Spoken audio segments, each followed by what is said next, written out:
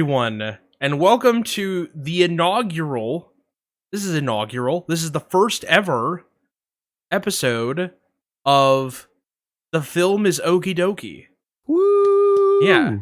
My name is CJ. You may know me from my online handle, CJ It's All Good, but I'm just going to go by CJ here to keep it simple. And I'm joined by my lovely co-host. Oh, is that my cue? That's your cue, yeah. Hi, I'm Tomatoinus.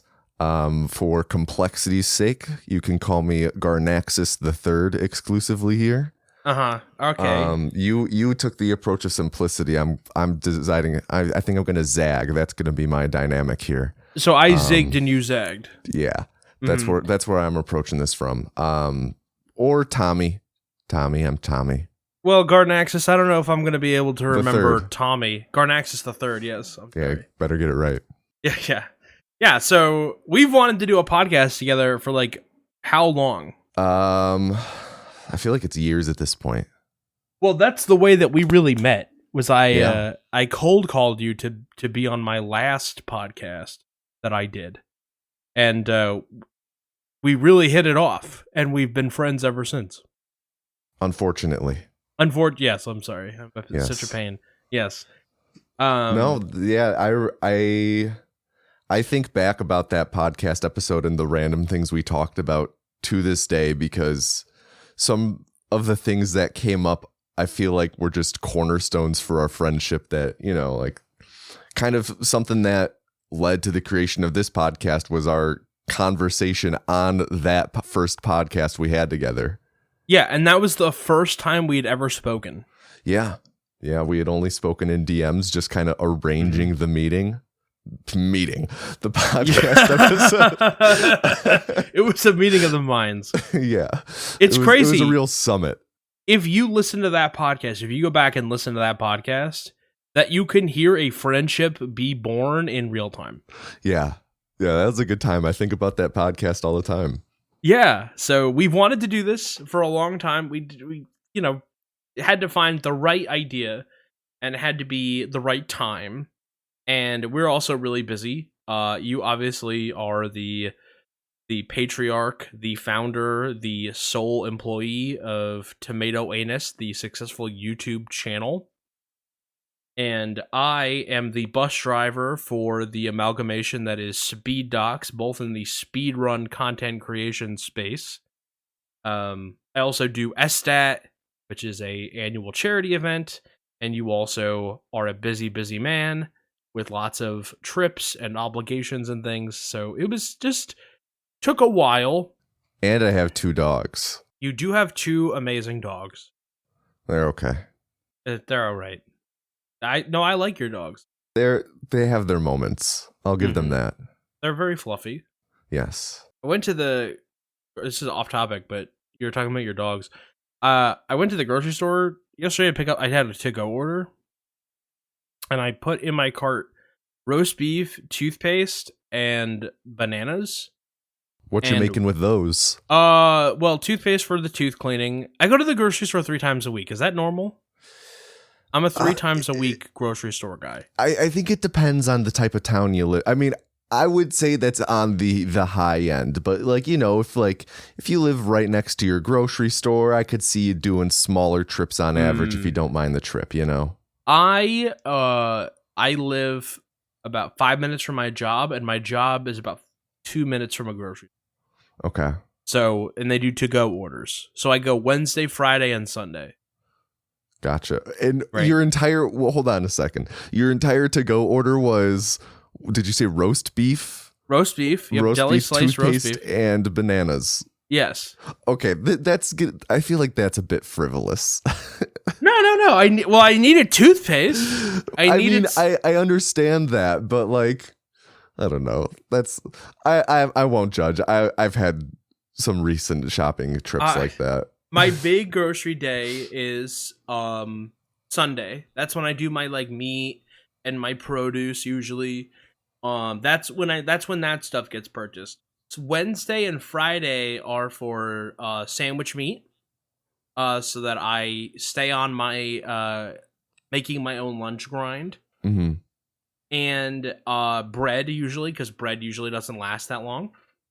Fair. Yeah, but they gave me dog food instead of toothpaste, which was weird.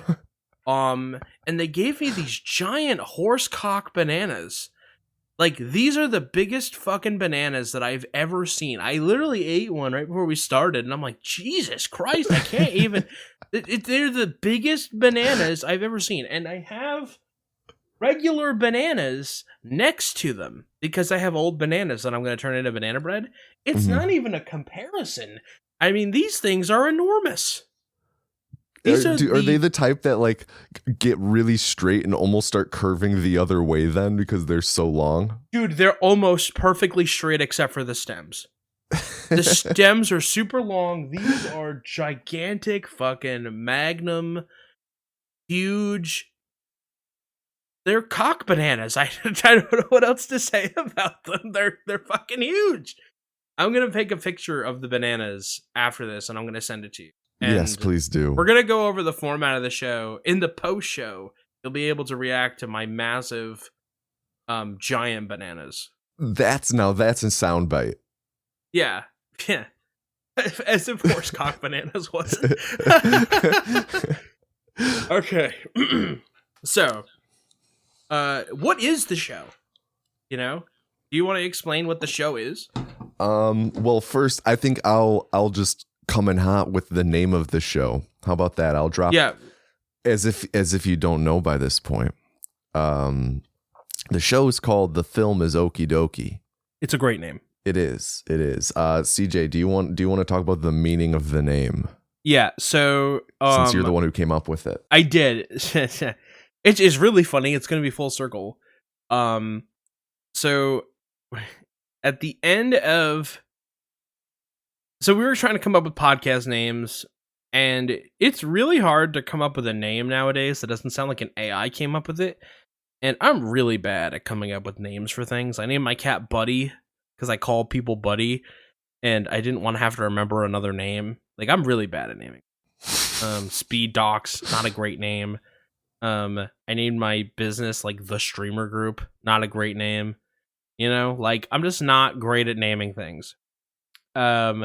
But I had a moment of absolute brilliance when I decided to name this podcast. I had this, like, I was watching House and I saw the Vertigo poster that Dr. Wilson keeps in his office, and I was like, oh my god, wouldn't it be really funny if you had something really stupid written on there? So I like went into Photoshop and I got like the Vertigo font, and I was like playing around with it, and I wrote, the film is Okie Dokie, and I was like, where do I know that from? Like, I know that from somewhere. I didn't like create that. It is the last line in the Muppet movie. The Swedish chef is it's in the middle of the movie. In the middle of the movie, which is like a frame story, the film that they're watching in the theater gets messed up. And the Swedish chef, inexplicably, is the projectionist. And there's this, like, pause in the movie, which is meant to be like a pseudo intermission. And he comes back on, and he's like, the film is Okie Dokie. And the movie restarts. So that's where we got the name from. It's a really cool name. And so we're going to decide if the film is actually Okie Dokie, which I think is a great premise for any podcast. Yeah, and then I think we should talk about the format a little bit as well. Well, that could be your arena if you would like. Yeah, I'll take a swing at it. So pretty much we're doing this preamble. Fun fact, we're going to explain what the show is in depth just like this every time. Yes. It's going to be an entire segment. We're going to write down we're just going to Nathan for you it. We're just going to write down everything we say in this exact moment and then recite it and rehearse it. And then just every time we're going to just try and hit all of these beats again. So and that's how Jonathan Majors will read it back to us. Yes, exactly. Yeah. So we're preamble, and then we're going to introduce a movie that we're watching.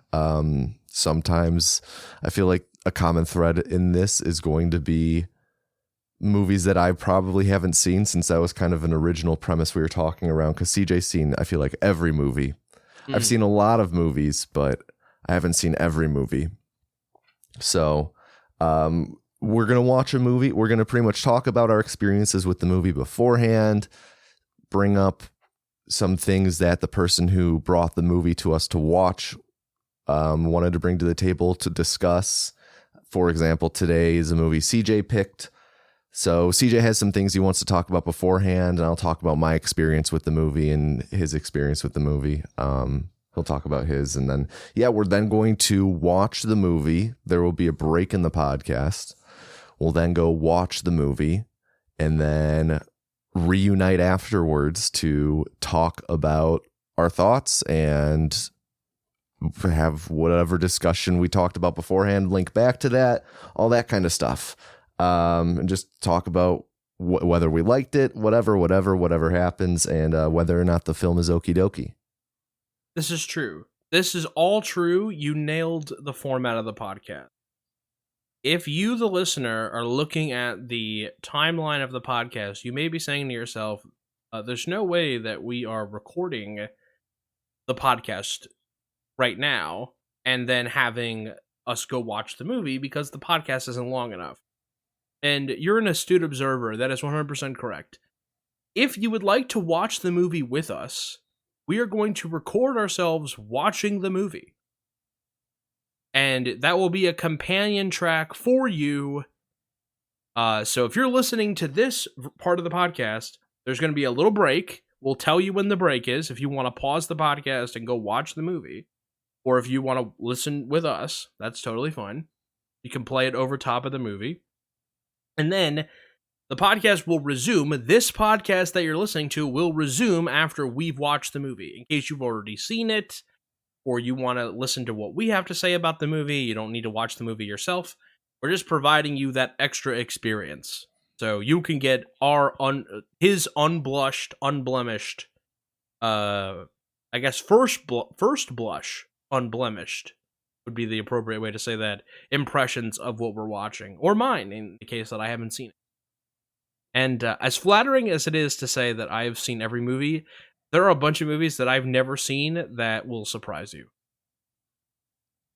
I'm curious to find out what those are. Yeah, mostly popular things that I should have seen already. Freaky Friday, starring Jamie Lee Curtis and Lindsay Lohan. I'm insulted. That movie's amazing. Okay. I watched that movie for the first time in a minivan on the way to the airport. Incredible. I know, on the back of a DVD player and a 2004, I think it was an Envoy. Or it was a 2008 Honda Odyssey. That.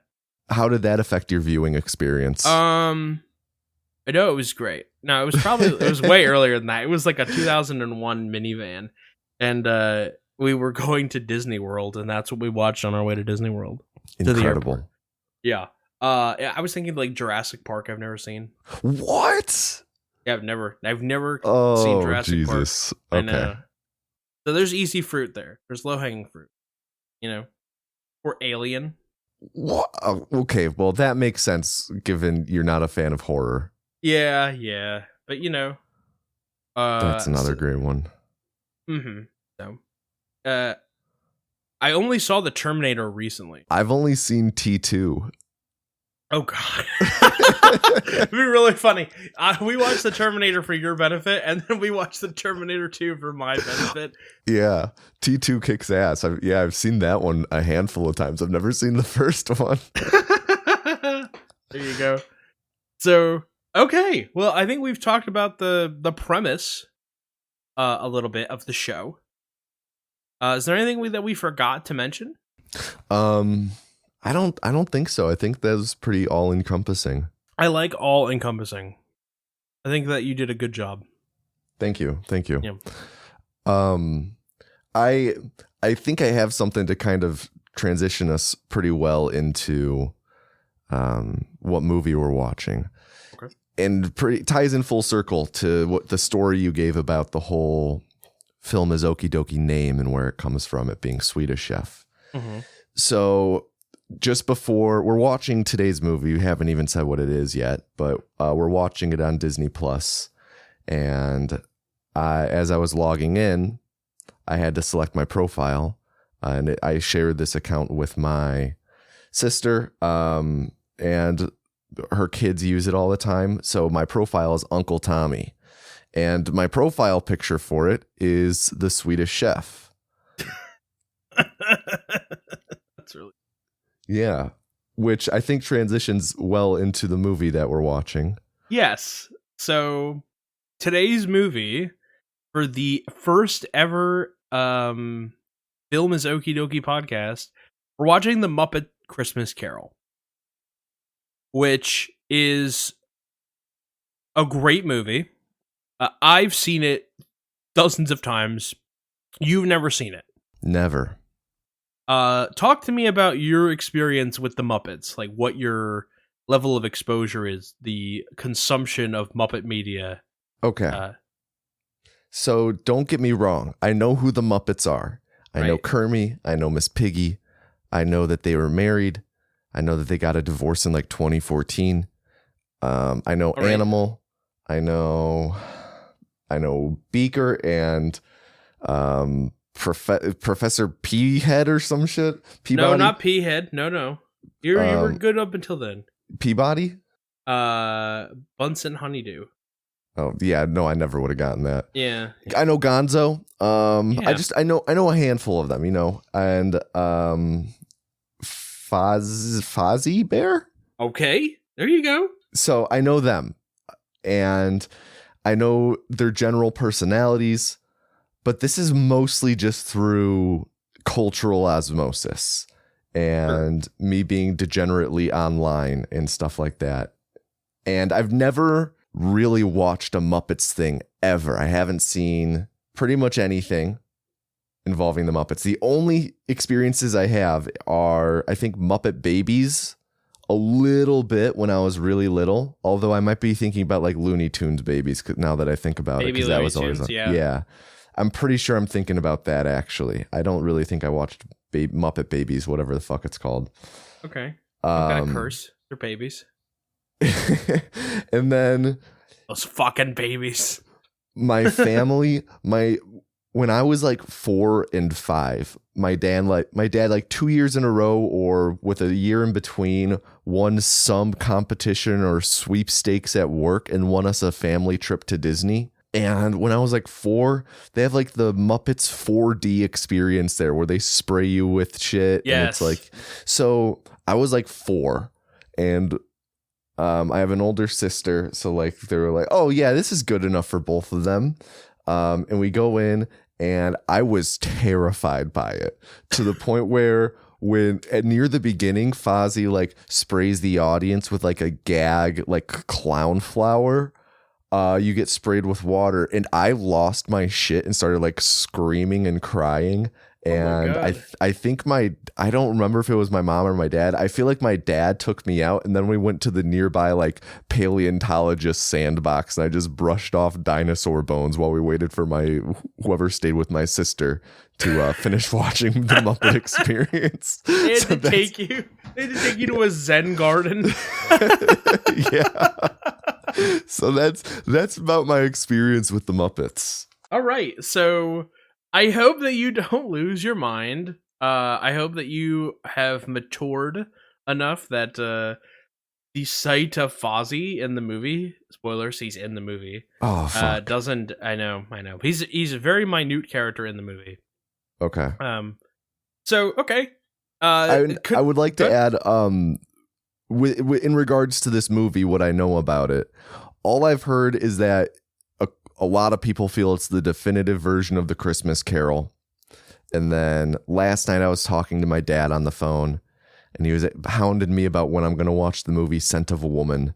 And I was like, maybe this weekend. And I said, but tomorrow morning I'm watching Muppet's Christmas Carol with a friend. And my dad's like initial reaction, I could just hear it in his voice, was like, why are you watching that? Like, why of all things? And I was just like, yeah, I've never seen it. And I said, I heard it's good though. And my dad kind of pauses for a moment. He goes, yeah, it's all right. Yeah.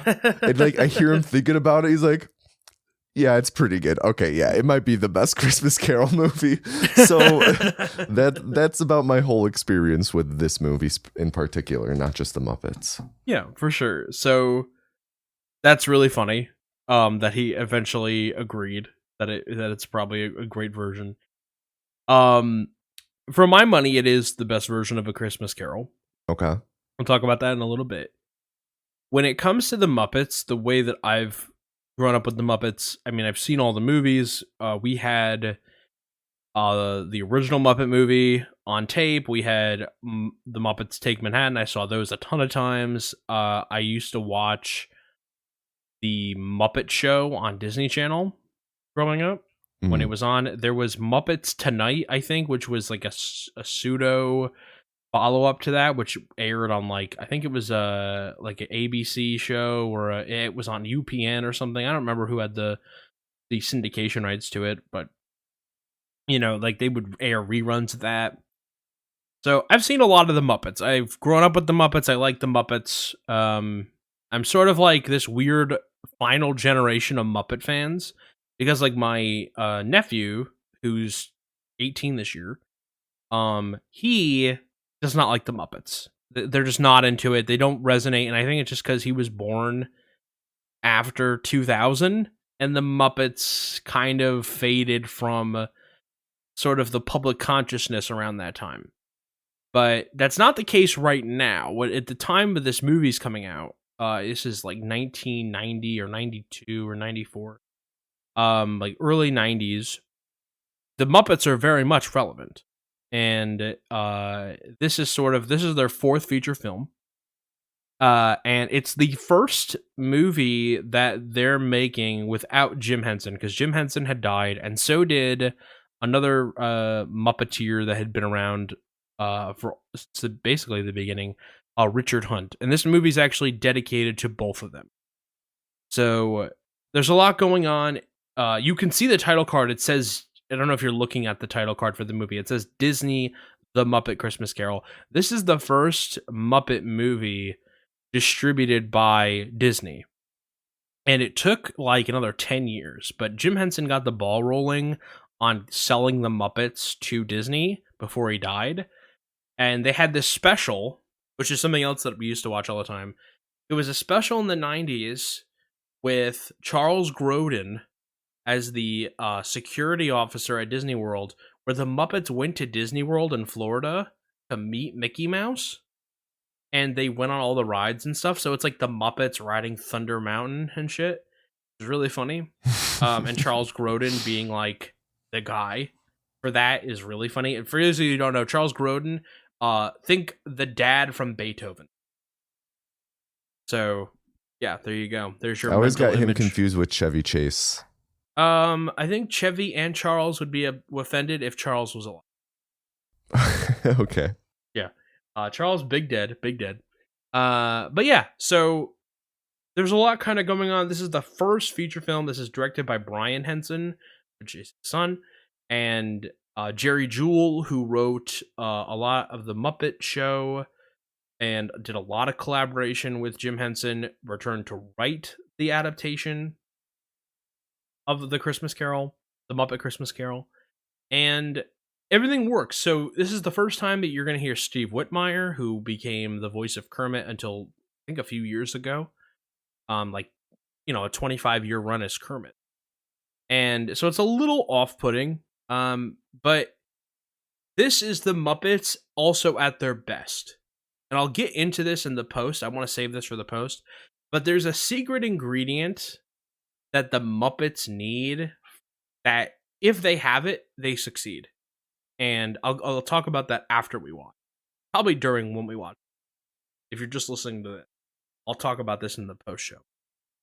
And so the other thing I want to talk about is what is your experience with Charles Dickens? Like, have you read any Dickens? Have you read The Christmas Carol proper?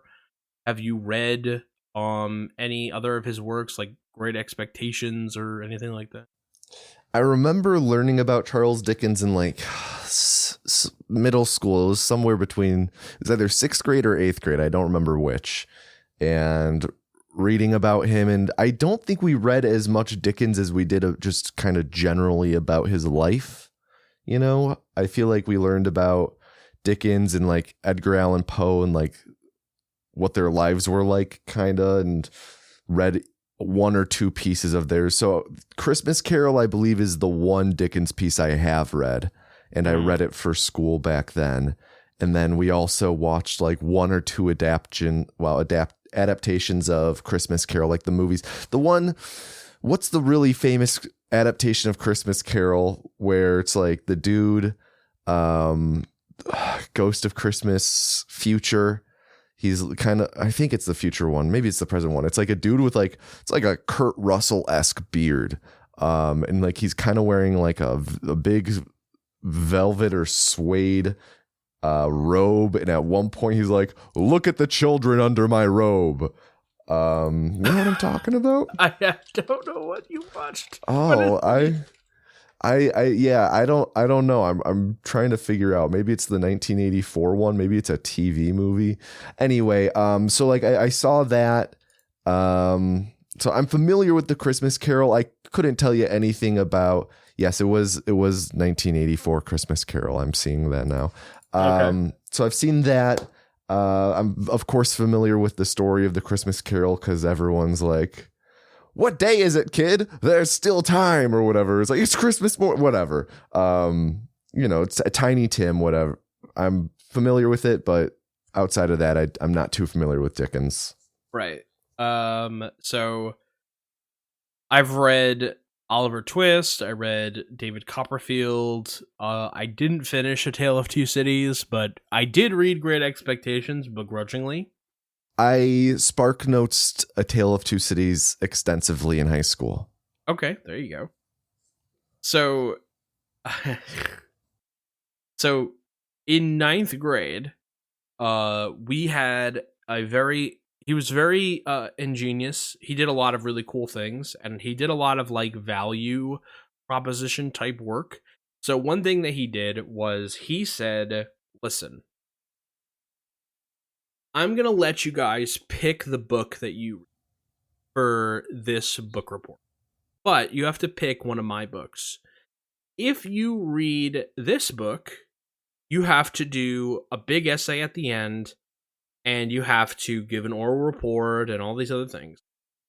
And the minimum grade that you can earn is an F. If you read this book," and so I don't remember what that book was. It was a really easy book. He goes, "If you choose to read Animal Farm, you just have to write an essay or give an oral report, and the minimum grade you can get is a C." Okay.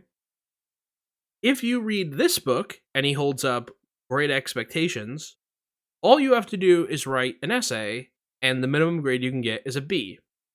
And then he holds up Dune, this massive monster copy of Dune, and says, "If you read this book, and you convince me that you read the book after speaking with me about it, I will get the minimum grade you can get is an A. But you have to convince me that you read the whole book. You have to have That's awesome. a deep conversation with me about Dune, because I've read Dune a dozen times." And I'm like, okay, big sci-fi guy. I went to grab Dune. I could not fit Dune in my backpack. We were only allowed to have string bags in high school. I could not fit it in my string bag with all my other stuff, so I had to take Great Expectations. And I can't fucking stand Great Expectations. I have a Pavlovian response to Dickens after reading that book. Holy shit, that was torture. I literally wrote the worst essay of my life. I didn't cheat, but I also tried reading it on a plane because I was going to Florida at the time for spring break. And this was like the worst. I had a migraine after trying to read Great Expectations on a plane. The whole first day I was in Florida was a wash. So, yeah. I really don't like Dickens. Christmas Carol is fine because it's like the easiest of all of the things that he wrote. It's also like his like only novella, I think, or his like main novella. Yeah, Great Expectations is like a paperweight. Miserable. I know nothing about Great Expectations. But was that the same trip to Florida as when you watched Freaky Friday on the way to the airport? No, it wasn't, though. It would have been cool if it was, you know? So yeah, I hate Great Expectations, but I think that it's interesting, and that there's been like 150 adaptations of Christmas Carol in film. It's a very sort of easy story to adapt, and you can also have so much wiggle room in it with the presentation of it. Mm-hmm. So it's very easy to adapt. It's also, I think, free to adapt. I know that everybody's made a version of A Christmas Carol. Mm-hmm. So it's popular for that reason. Everybody knows the story. Everybody understands the sort of the structure, and all you can do is put your own spin on the ball. Mm-hmm. And so I said, and I already said, and your dad kind of said, that this is probably the best adaptation of A Christmas Carol. And I think the thing that they do the best, and it's surprising that this is one of the things that they do, is that they actually are the most truthful and faithful to the text, because they choose to tell the story that was written and not sort of the adaptation of the adaptation, which I think a lot of people do. And we'll talk more about that while we watch and after we watch. But yeah, so that's everything that we are going to talk about after the fact. Do you have anything you want to add in before we switch to watching the movie? Not that let's talk about favorite Muppets real quick. Okay. Who's your favorite Muppet? Oh, Gonzo up there. Okay, what Love makes Gonzo so great? Gonzo is literally the Great. His name, Gonzo the Great. Okay. He's sort of like this, like that explains it. Yeah, in the Muppet Show, he was this like very like kind of like stuntman-esque, like sad, sheepish little Muppet, you know. And he kind of evolved into like the kind of weirdo doing weird gags. Like Fozzie tells dad jokes. Like, he holds up a picture frame. He's like, "Look, I've been framed. Ah, waka waka." But Gonzo's like in the back of a car going, "Ah, ah, ah. Why are you jumping up and down?" "'Cause I'm hopping mad." Okay. Like, I like the little kind of like weird whatever. And He's in just this kind of movie, a little gremlin. Yeah, he is kind of a little gremlin. He's just kind of like a little out there. You know, he's Okay. just kind of doing his own thing. Fozzie's great. You know, I like Miss Piggy. Kermie! You know, like the song. Yeah. Mm-hmm. Swedish Chef is also funny, you know. Mm-hmm. I feel like I'm just watching the whole movie, or at least listening to the movie right now. This is amazing. my talent for impressions, right? I love it. Do you have any predictions on how you're gonna like the movie? I resonate with Kermit on a spiritual level, so I feel like I'm going to enjoy it at the very least because I know he's in it. So I don't know. I'm going in with my expectations are kind of high, if I'm being honest. I've heard only wonderful things about this movie, and it's definitely been hyped up for me, so I'm definitely going in with high expectations. I'm gonna be a bit disappointed if I'm just whelmed by it. Okay, well, hopefully you're overwhelmed, not underwhelmed, or just regular whelmed. I'm just gripping my chair like I am so overwhelmed by what's going on right now in this movie. It's that Maxwell commercial where you're just like getting blown away in the chair. Yes, exactly. All right. So, ladies and gentlemen, and our non-binary pals, if you're listening to the podcast and you want to listen to the companion audio track, which will be played along with the version of A Muppet's Christmas Carol that is on Disney Plus, you can pause the podcast when I say now, and we will resume after having watched it in real time. And also worth mentioning real quick, you can find the link to the commentary companion track in the show notes for this episode. So if you want to stop the podcast so that you can watch it with us, you can stop the podcast now. Wish me luck, everyone. Oh, wait. Shoot, I said that after. Now. Stop it now. Thank you for making me a part of this. That's me anytime I'm included in something. Yes, Mr. Scrooge? Who is this? Why do I feel like I'm Mr. watching Pulp Applegate, sir. Fiction? What does Marcellus Wallace look like? Me and the homies rolling into a bar. This is how we introduce ourselves to the place. We're Marley and Marley. This is when security drags me and my friends out. Hello, everyone. Welcome back to The Film is Okie Dokie. This has been a seamless transition for you. It has been several days for us. Time travel, bitches.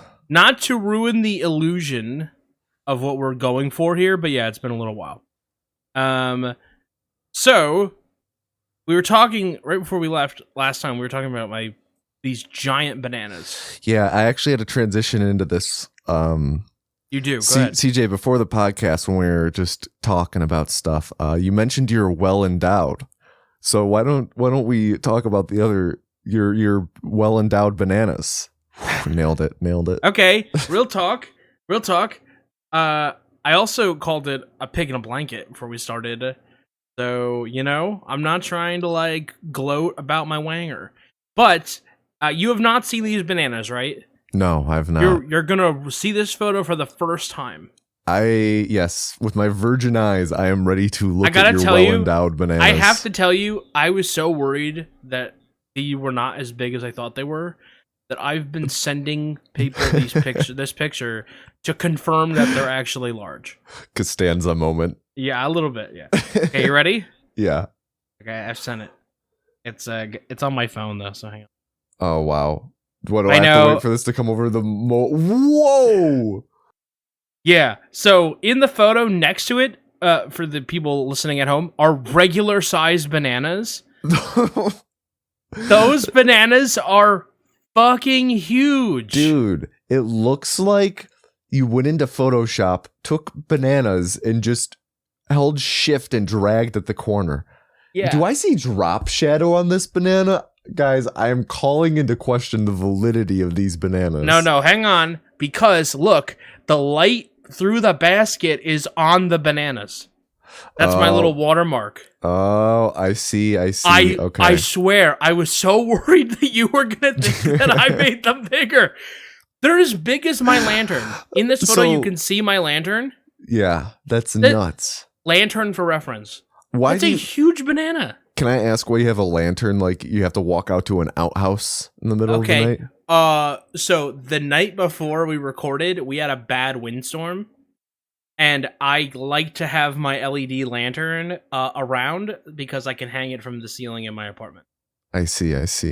Yeah, because, as you know, because you visited, there is very little light when the lights are off.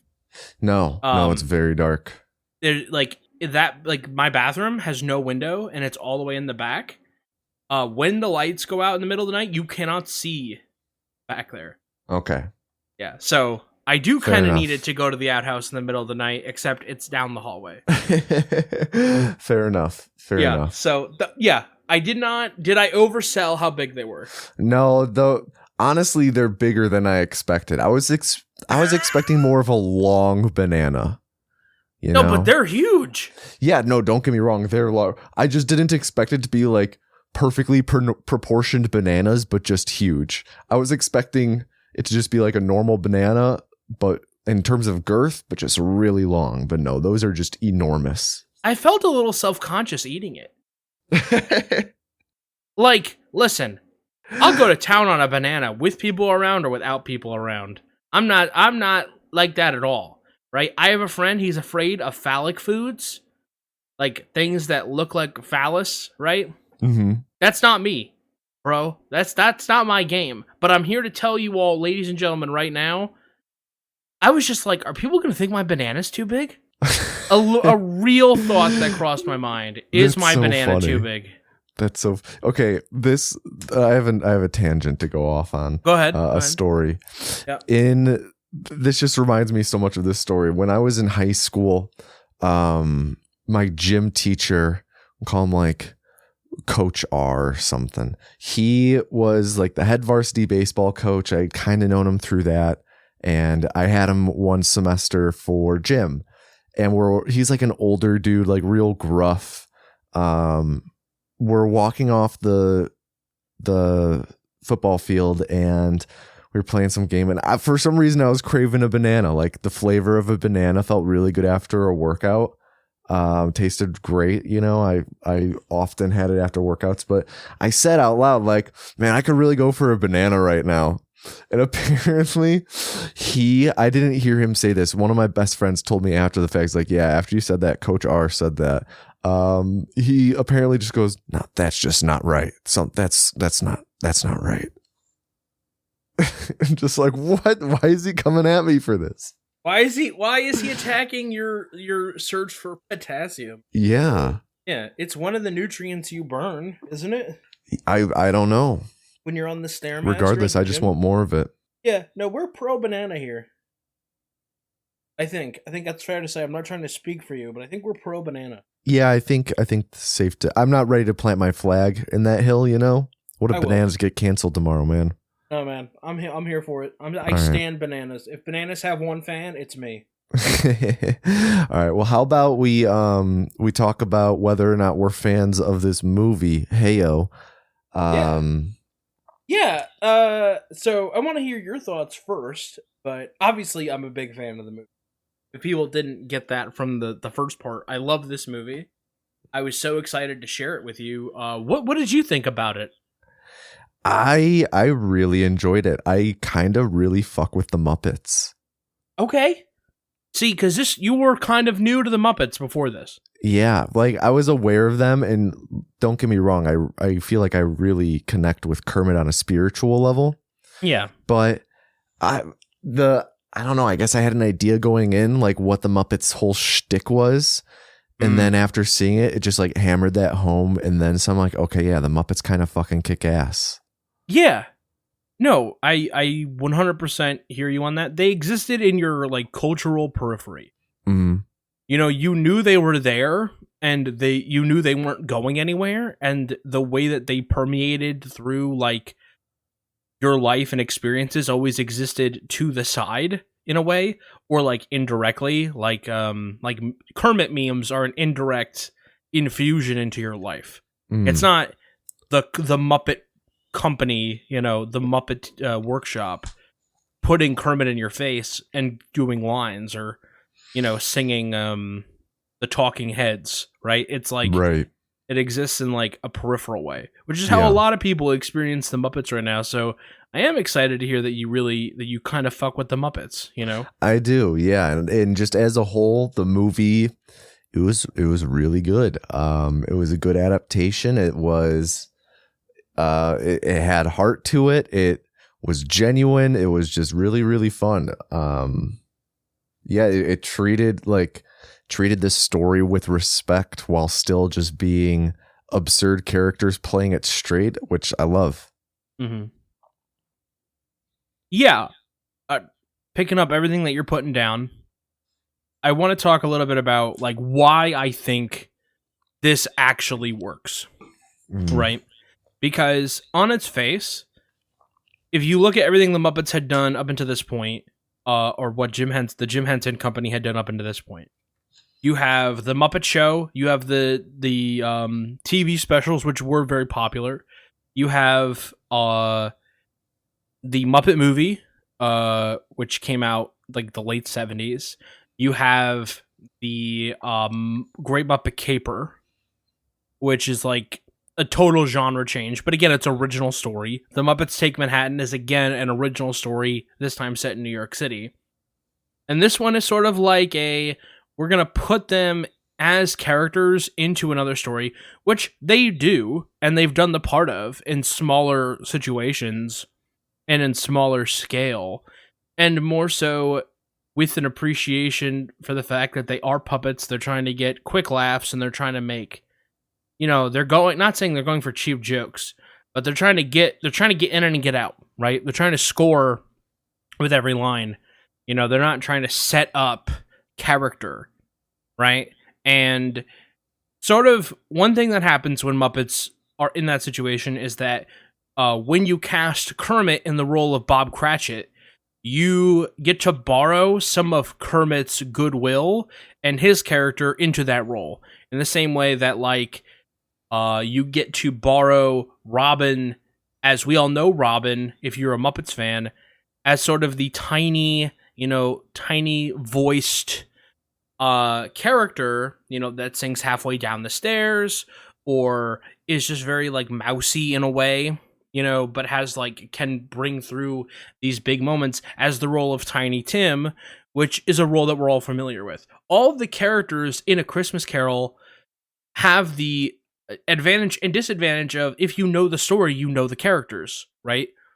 You know the ghosts, you know Scrooge, you know his nephew, you know his relationship, Fezziwig, all those characters, and so you have an idea of how the story's supposed to play out. And for most people, this isn't their first time seeing this, as we recounted in the beginning. I think it's been, I think I looked it up in between. I think it's been covered like over 150 times on film or television. Wow. It's been made a lot. So I think the voice and the energy of the Muppets, you get to use the Muppets in that way, and in that way they're really strong. But I teased this in the first half of the podcast, and please feel free to interrupt me at any time if I'm gas bagging. Yeah. Gas bag away. One of the things that I pointed out in the beginning part of the podcast is, what is the secret to the Muppets' success, right? And that the Muppets are their most potent and effective when they have a grounding force. When the Muppets are playing off of a person, that's when they're best. And if you think about every memorable Muppet skit that you've ever seen, aside from a few, the really memorable ones all have people. Right off the top of my head, I'm closing my eyes and I'm thinking about my favorite Muppet skits. Elmo and Robin Williams with the stick. That blooper is really funny, where he says, "Forget it, Elmo, I'm taking the stick back," because he calls him Mr. Robbins instead of Mr. Williams. Elmo pulling on Whoopi Goldberg's dreadlocks. I'm thinking of Elton John on the Muppet Show. He just died recently. He sings Elton John died? No, I'm thinking of the Banana Boat song guy. Harry Belafonte. Yes, they did a ton of stuff with Harry Belafonte.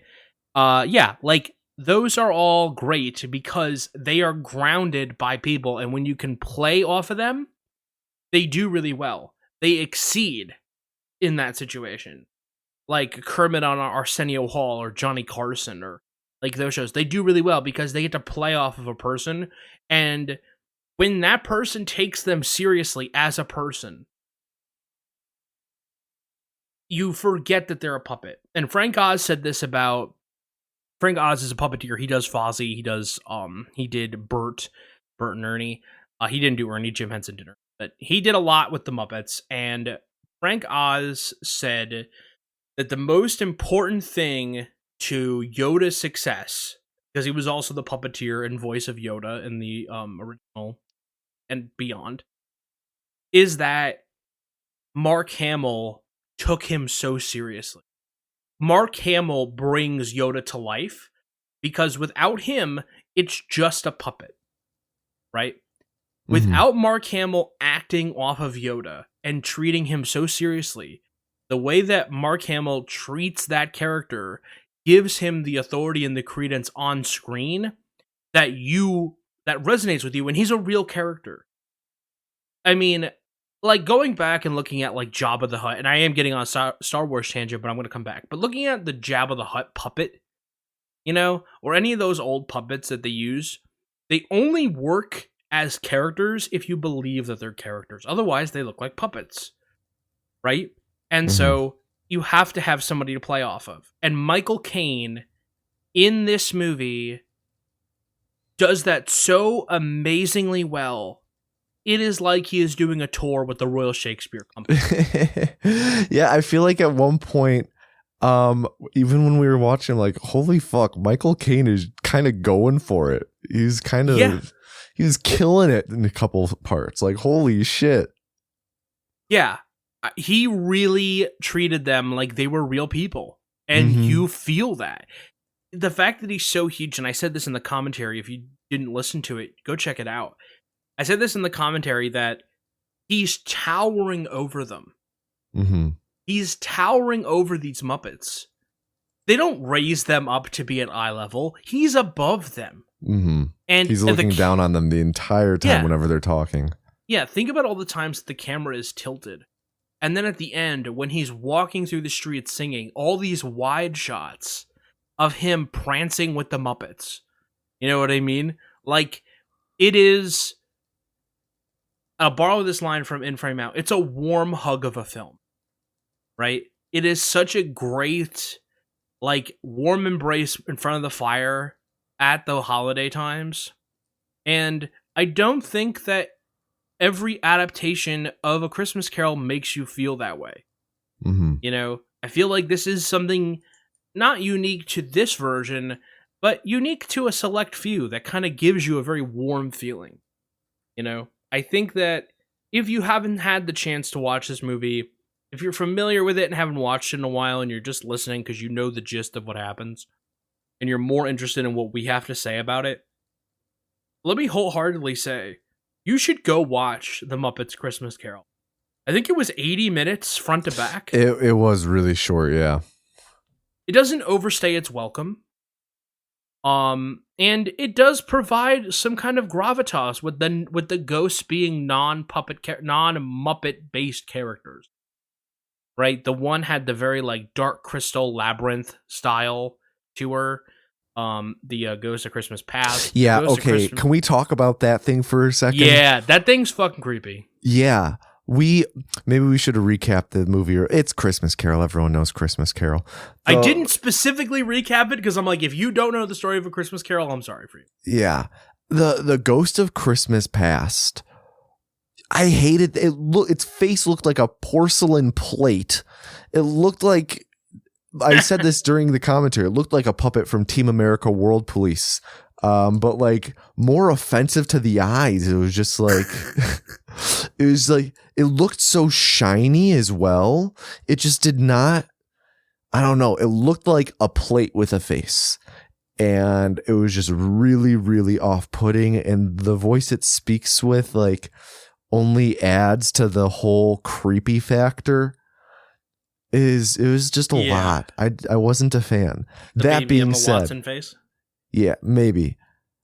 That being said, I loved the designs of the other two ghosts. Like, holy fuck, so good. Yeah. No, they really were, and they served their roles in the story so well, you know?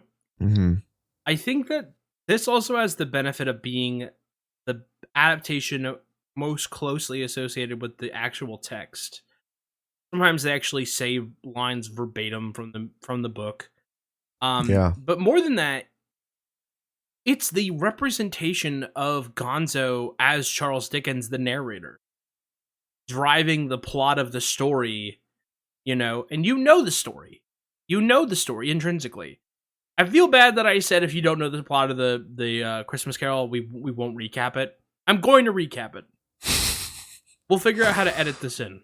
All right, We'll just play it live. No, it just keeps going. Do it live. People need the character development. Okay.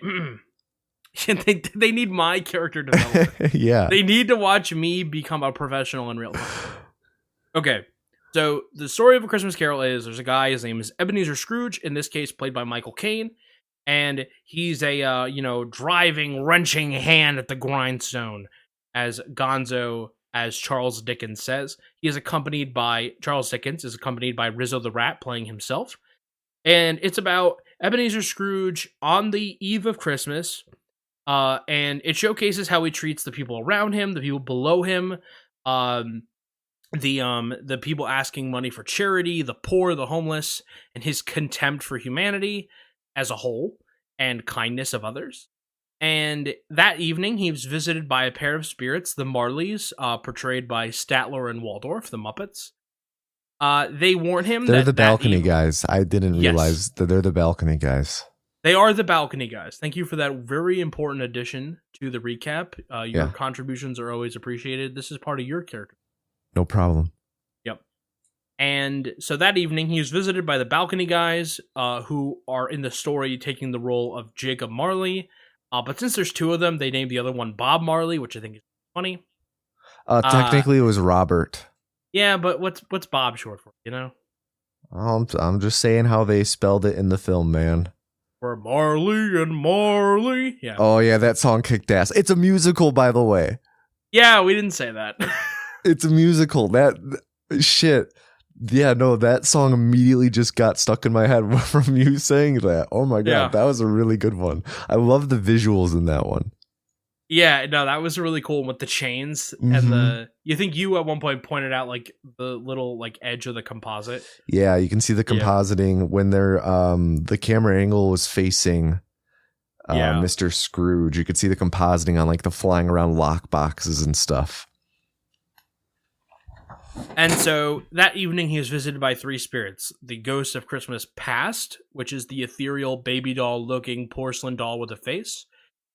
Porcelain plate with a face, excuse me, that shows him moments from his childhood, his ascent into his profession, and Sam the Eagle as his teacher, pretending that he forgot that he is an Englishman and not an American, and then progressing into his early adulthood where he meets the love of his life. Is her name Isabel? I don't remember her name. The love of his life, who he later loses because he prioritizes work and money ahead of his life, his love life. He is then shown the ghost of Christmas Present, who is a large, kind of oafish, absent-minded, but very present, giant band puppet, as in a whole body puppet, Muppet. And big stoner vibes. Big stoner vibes. And know me better, man! Ha ha ha ha! Who, as the time with him goes on, he slowly gets older and older and older until he disappears. But he shows him the life of his hardworking clerk, Bob Cratchit, who is played by Kermit the Frog, his wife, Miss Piggy, of course, and then his children, who are played by similarly designed frog and pig puppets, except for Tiny Tim, who is inhabited the role by Robin, who is Kermit's nephew, for those keeping up with the Muppet lore. And it's about around that time that he meets the ghost of Christmas Future, who shows him that if he continues on the path that he is now, he is destined to die alone, with his grave covered in branches and moss and all that, with no hope of redemption. He will be carrying heavy chains through the afterlife for all eternity, and Tiny Tim will die, and he can change. These are things that may be, but not things that will be only. Also, it has to be said, the Ghost of Christmas Future looks so dope. They just nailed the design. The Muppet that they use for it, like, holy shit, it looks like a moving statue. It's so good. Yes, it's equal parts Grim Reaper and Weeping Angel. Yeah, it's just out there. Incredible. This part also had one of my favorite. I don't even know if it was supposed to be a joke, but it just killed me in the moment. Because the Ghost of Christmas Future, like, famously never speaks. It only points. And there's a point where it points. He's like, okay, he's like, where are you showing me? And it points to his gravestone. And he, like, almost in denying, like, oh, I don't want to look at my own gravestone, like, kind of points down at one right in front of him that's clearly not the one it's pointing to. He's like, this one? And it just kind of, like, keeps pointing at the one in back, and then he finally goes to him. Like, that's really, really funny. That and the sad eyes thing really messed you up. The sad eyes. Don't you look at me with your sad eyes. With your weak eyes. Your weak eyes.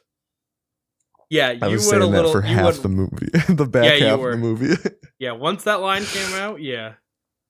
Do not look upon him with weak eyes. Yeah, it's my go-to insult. Yeah, Get out of here with such your weak eyes. Yeah, there you go. Yeah, so there you go. That's the recap. And obviously, Scrooge changes for the better. He becomes a second father to Tiny Tim. He promotes Cratchit to partner. And yeah, so he becomes a better man to all in the world around him. They have the most insane impromptu feast, by the way. The entire town piles into the Cratchit's home, and they're all fed. This is true. He also paid off his mortgage. So any house damage, I'm Bob. Do Muppets canonically eat? Yes. Yeah? We were talking about this. Yes, they do eat. Okay. Canonically. In canon, they have been seen eating. Okay. Good to know. Yeah. Like one time they had ice cream at the fair, and Kermit got a dragonfly ripple, and Fozzie got butterscotch.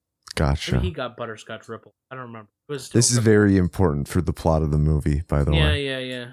So that's the plot of the movie. Michael Caine, aces. Fantastic effort. And it just goes back to what I'm saying and we probably won't watch this on the podcast, but never say never. Similarly, the next Muppet movie that came out was The Muppets Treasure Island, and Tim Curry is in that movie. Pennywise? Tim Curry? Yeah, great Tim Curry. Yeah. Wow. Nigel Thornberry. He was Nigel Thornberry. Bop it! Yeah. He was the guy. Yeah. Mm-hmm. Gotcha. Wow, I had no clue. Yeah. No clue. He was also obviously Dr. Frankenfurter and many other roles. He had a guest role in Roseanne. Did Interesting. you ever watch Roseanne? I'm aware of it. Yeah, it exists in your cultural periphery. She got written out of her own show. Yeah, that's kind of incredible. Yeah, don't be a bigot. Yeah. No, that's really hard to do. Yeah, it's so hard, man, you know? Yeah. Like your coach telling you not to eat bananas. Mm-hmm. Okay, so we covered our thoughts. Obviously, I love the movie. You love the movie. I think it was a good adaptation. Do you have any thoughts to add on the actual adaptation portion of it? I really loved that the framing device of Gonzo is Charles Dickens. I think I said this while we were watching it. I loved how it wasn't just abandoned in the first scene and then came back in the end. Like so many stories that have a narrator, the narrators, especially like an narrator who's also a character as you're viewing it, it's so often like, here's our story. Our story begins in the town of so-and-so.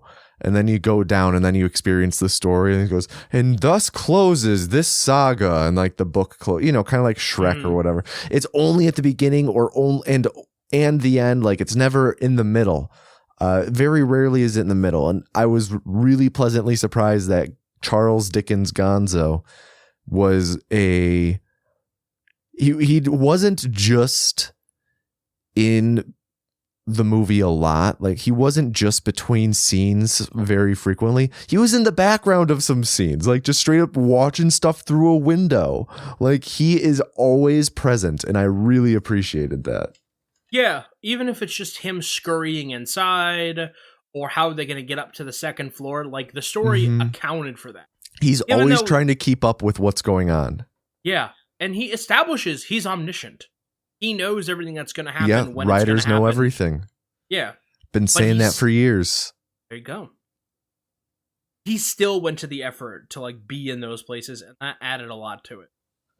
For sure. Especially when Rizzo is like eating the wax fruit. Oh my gosh. Jelly beans. Yeah. Yeah. Rizzo is just there to break up like the density of Charles Dickens, because he'll say something like, the Marleys were dead to begin with. And then Rizzo's just like, this is a kid's movie. Huh? Right? It's like, I'm just going to go off, fam. You know? Apples, tuppence apiece. Not if you keep eating them. Yeah, they were just such a delight to have throughout the whole thing. Yeah. I think that they repeated that in Muppet Treasure Island, that Gonzo and Rizzo aren't the narrator, but they're there. The whole time. Interesting. Yeah. As Charles Dickens again? No, yeah, as Charles Dickens, right? Now that's the sequel I want to see. Yeah, that's the it's Christmas Carol 2, Scrooge You. Yeah, exactly. Yeah. Scrooge has to save his nephew from going down the path of Scrooginess. Yes. Yeah. And it's on Treasure Island, by the way. And it's on Treasure Island, by the way, so that's not important. It's on Treasure Planet. Yes, perfect. What were we talking about? We were talking about Disney movies before we got started. We were talking about that dinosaur movie. Yes. Does anyone remember that dinosaur movie that Disney made? Yeah. The thing I think about most of them is it was either Burger King or McDonald's. Their toys were just like hand puppets, like just latex hand puppets of the characters from that movie. They were. Yeah. But I have a story with that movie. It's like growing up when I was a toddler and everything, my family always says that I was very zen, very chill. I never threw tantrums. And the one unless you're at the Muppets 4D. Right. Yeah. I forgot about that. I guess that's the other tantrum. Though that was more of like a freak out. I was terrified. This was at my mom, my sister, and I, we went and saw dinosaurs. And I guess I must not have. There's a lie in here somewhere by my mom, and I can't remember what it is, but she said something along the lines of like, "Oh, well, I really wanted to see Chicken Run, and Chicken Run and dinosaurs had the theatrical run at the same time." And my mom, she said maybe must have lied to me or something about like, yeah, we'll see Chicken Run after or something like that, just to get me to go to see dinosaurs. I don't even know why we went to see dinosaurs, but anyway, afterwards she tried to sneak us into the Chicken Run movie, and we walked in and it was ending. And she was like, all right, we have to go. And we left, and I like practically threw myself on the pavement in the parking lot because I wanted to see Chicken Run, and like just was screaming and everything. And then we went into this old theater that's no longer called Ogden 6, and they shared a parking lot with a Baskin Robbins at 31 Flavors. And she's like, let's go get ice cream. I was like, all right, tantrum over. That's a great story. Thank you. I'm going to tell a story that's eerily similar, and I don't know why we have so many of these like weird overlaps in our childhood. I went to go see my grandparent, my grandma, my mom, my dad, and my sister. I was vacationing in the like where they live, like way up in the mountains at the time.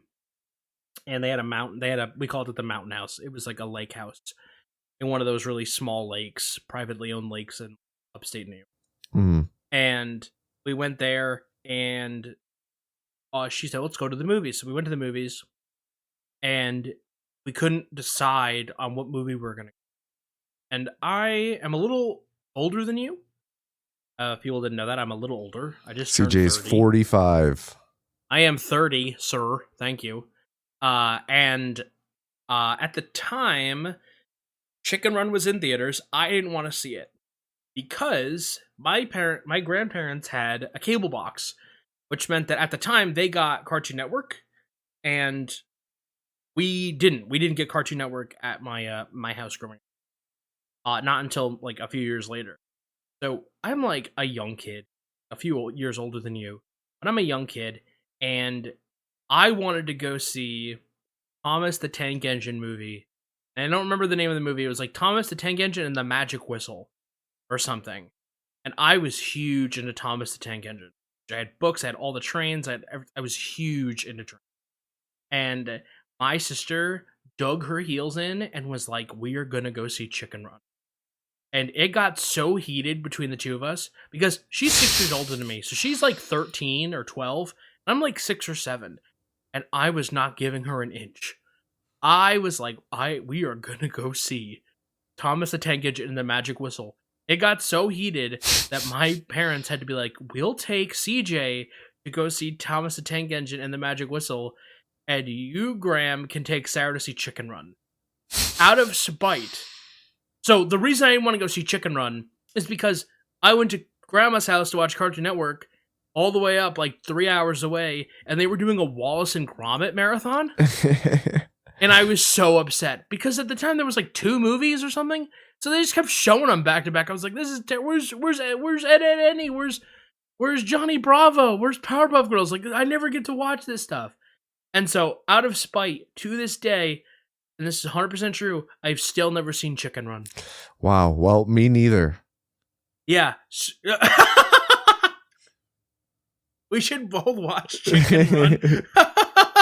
That'll. You know what? Maybe in an episode soon. All right, an episode to be determined. We may or may not watch Chicken Run. But there you go. I didn't throw a tantrum like you did, because that's not how I remember myself. But yeah, I was arguing full-throated in the lobby of the movie. As like a 6-year-old, 7-year-old, fighting a 13-year-old, and I basically fought her to withdrawal. That's amazing. Yeah, I kind of wanted to go see it with Grandma, but Grandma wanted to go watch. Fair enough. There's the story. All right. So, is the film Okie Dokie? This is a really important question. I think that it, like I said before, it's such a solid adaptation. It brings something unique to it. I would say that the film is pretty Okie Dokie. That's a thumbs up from you. Yeah. I'm gonna have to say that I agree. The film is Okie Dokie. Gonna be 2 thumbs up from the. That's 2 Okie Dokies. That's 2 Okie Dokies. 2 full Okie Dokies we're giving this movie. Wow, a perfect score right out the gate. Yeah, it's incredible. I'm not sure we'll ever reach these heights again. Well, on a 2-point scale, I guess it's a 4-point scale because you can have -2, -1, 1 or 2. You're overthinking it. CJ. I'm sorry. Are we not going negative? It's just 0. 3-point scale. I give it 0 Okie Dokies. No Okie Dokie for you. No. So thank you to the Jim Henson Company, Walt Disney Pictures, Buena Vista Productions. You can come pick up your award for your film being okay at my house. DM me. What's the award called? What should we call it? The Oker Doker? No, it needs to be. It ends in an E sound, right? So it's in line with the other award. Oh, I mean, I guess the Okie Dokie. Come claim your Okie Dokie. No, that's. Okay, ready? You know the phrase Okie Dokie Smoky? No. We call it the Smokies. I don't hate that. I don't know Okie Dokie Smoky. I know Okie Dokie Artichoke. The Artichokes. Yeah, the Smoky Artichokes. Come claim your Smoky Artichoke. All right, there you go. All right, the award for best Muppet adaptation of a Charles Dickens novel goes to the Muppet's Christmas Carol. You can pick up your Smoky Artichoke. The Okie Dokie Smoky Artichoke. Well, now we're just full naming it. Well, yeah, that's the same though. That would be the Okie Dokies Smoky Artichoke. That's so bad. Smoky Okie Artichoke Dokie. Soda. Come claim your Smoky Artichoke. Smoky Okie Dokie Artichoke is soda. It is your soda, but I don't say soda. I say pop. Yeah, but you know, I can't do it. Just on principles, I won't do it. It's not that I can't; it's that I won't. All right, we'll work on the name of the award. I like the Smoky Artichoke. I like that too, but we'll mull it over. All right.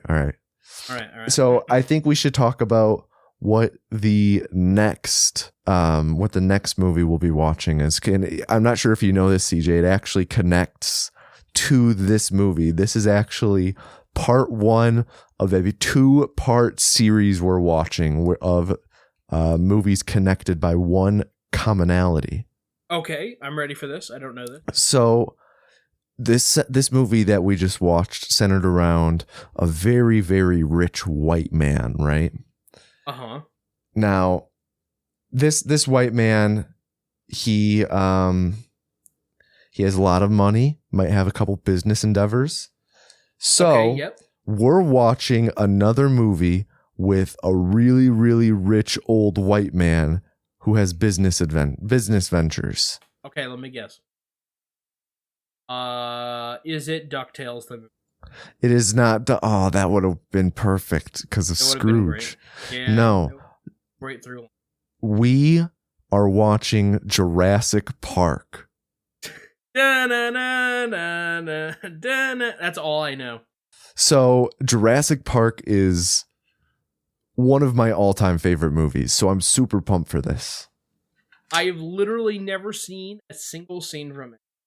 I only know Clever Girl. Really? This is wow. Oh, CJ. I don't know anything about it. I don't know.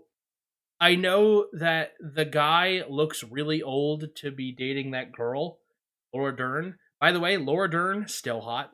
When you say that guy, which one are you referring to? The guy that looks like he wants to have sex with Laura Dern? I don't know the guy. When you, I don't know which one you're referring to. Which character this is? Oh, I know Jeff Goldblum's in it. Yes. Yeah. He looks like he was poured out of a glass of water. He's Dr. Ian Malcolm. Yeah. The other guy then. Oh, not Richard Attenborough. No, it's like Hugh Grant. Hugh Grant. No, like it's Sam Neill. I always get him in. I don't even know who that is. Sam Neill. He plays Alan Grant. Sam Neill's also, I believe, is in Event Horizon. Oh, I definitely didn't see that. Yeah, that's too scary for me. Okay, so I know nothing else about it. The only other thing I know about it is that for my, I had a coworker who got married, and she had the Catholic Church organist play da-na-na-na, da-na-na-na, as she was going down the aisle. That's kind of kick-ass, man. Yeah. It was cool. It was a regular church wedding apart from that. So there you go. Super That's dope. Literally all that I know. I'm excited to watch this movie. And again, I've never seen it, so it'll be brand new for me. I get to hear my live impressions. Yeah, I cannot wait for that, and I cannot wait to talk more about that movie and hype it up for you. I'm ready to have it hyped up. Yeah. But I think that's all then for this film is Okie Dokie about the determination of whether or not Disney's The Muppets The Christmas Carol, Disney's The Muppets The Charles Dickens The Christmas Carol in the public domain, whether or not it's Okie Dokie. Yeah, absolutely. So if you were waiting for bated breath to know if it was Okie Dokie, the film is Okie Dokie. Mm-hmm. So thank you very much, Garnaxis III. Thank you very much for joining me this week. You remembered that? You told me that was your name, and I respect your identity. Wow. Yeah. Thank you. Garnaxis, thank you. Next week I'm expecting a new name, so get on that. I have been CJ. I hope you've enjoyed listening to this. If you like the show and you're listening to it, just hit that like button, hit that subscribe button, do all the things that you do, because that helps support the show so that we can keep making more and not feel sad about making. I become too feeble if you don't subscribe. Yeah, we deny him nourishment. No. We only feed him onions if you don't click subscribe. Please.